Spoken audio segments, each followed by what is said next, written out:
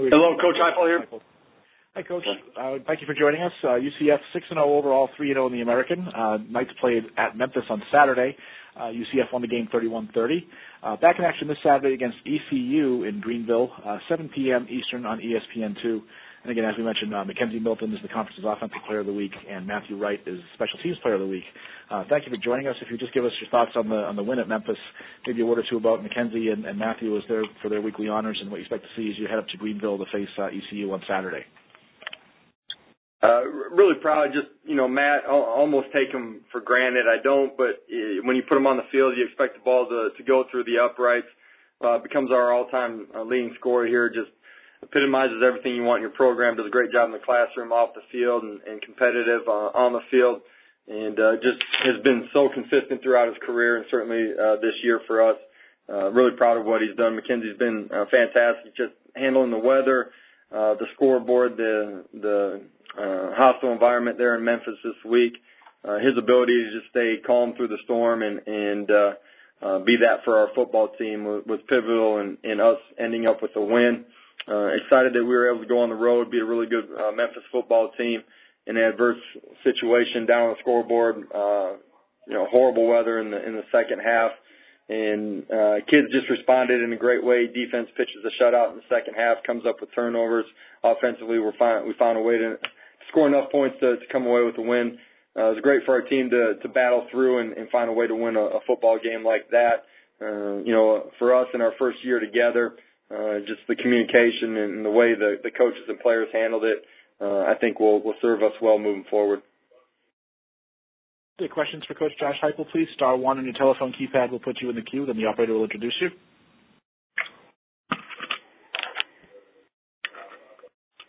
Our first question is from Ronnie Woodward with Greenville Daily Reflector. Please go ahead. Hey, Coach. Scotty Montgomery just announced that true freshman Holton Ahlers will start at quarterback for ECU on Saturday. Just what are your thoughts about him? And he hasn't played a ton as far as long drives, maybe not having a ton of film on him to watch. What are your thoughts about that matchup? I haven't seen enough on tape of him to make too much of a comment. Athletic, has the ability to run, make plays, and certainly, that's something that we'll have to be able to defend. Okay. Second thing, obviously a one-point emotional game that y'all just had at Memphis.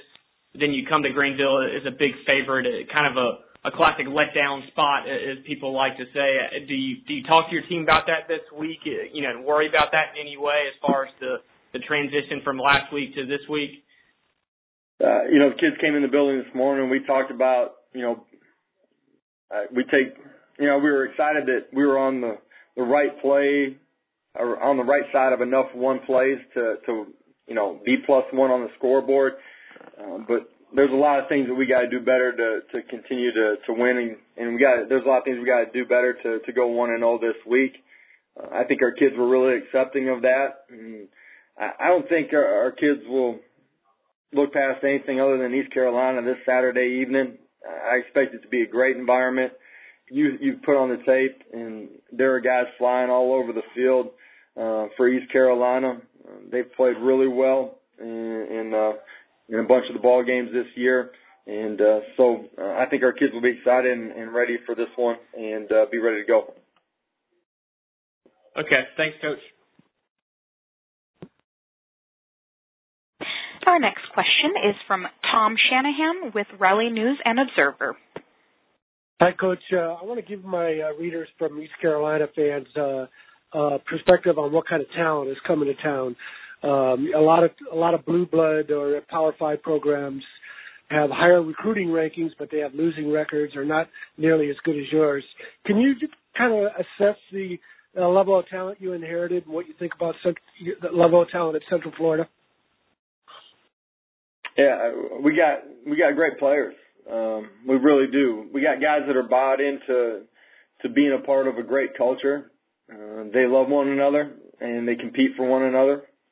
It's the best part about being here is coaching these kids. And I inherited a part of that. The brotherhood that exists between these players. They've been through adversity together and love one another and love competing together. There's really good talent. I mean, we got great speed. We got length on defense, corners and safeties, and up front we're physical. The best thing I can say about our football team is, and when you put a ball out on the grass, they love to go play and compete, and they are going to practice their butt off. They're going to play their butt off, and so we need that type of energy and effort this Saturday to have a chance to win this game.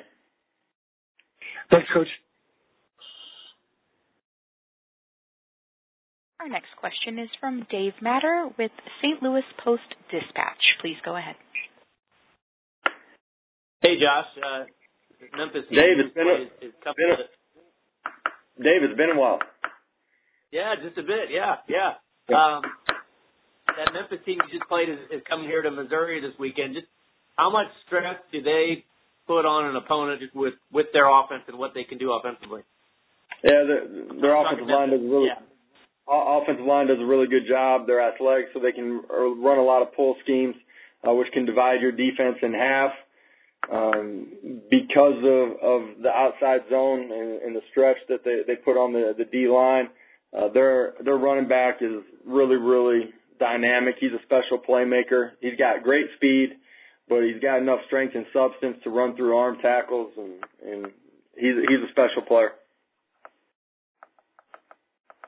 When you look at them and really the best teams in your league, including your own, I mean, is it silly to say that there's a difference between that and what we call the Power 5 teams now that you've been in the league a little bit longer? You look at this league's non-conference schedule and their record. I mean, they can talk about whatever they want to. Power 6 football is real, and the teams in this league are really, really good, and they're well coached. Thanks, Josh. Yep. Our next question is from Leo Haggerty with It's Sports Magazine. Good afternoon, Coach. How you doing? I'm doing fine, Coach. A little bit of a touchy question, though, here. Do you think at the end of the year the NCAA needs to revisit the targeting rule? Because I'm seeing a whole lot of ejections for people who cannot change their angle because the ball carrier is changing the trajectory. Is it too harsh a penalty? Do they need to relook at this? I think sometimes yes and no. I mean, I understand the intent of the rule and what they're trying to do as far as player protection, which has to be at the forefront of all of football, not just college football. So I certainly understand that. I think officials are aggressive in throwing the targeting flag, understanding that it's going to get reviewed. For us, the reviews have been right up until this point in the season. I do think it's really tough on defenders when players are playing low to the ground and they're changing quickly. I think that's the toughest thing for the defender is when you have someone that is changing their trajectory like you're talking about as far as being low to the ground. Thank you, Coach. Good luck this weekend. I think it's something that college football looks at every offseason. So. Thank you, Coach. Appreciate it. Coach, thanks so much for your time today. Look forward to hearing from you once again next Monday.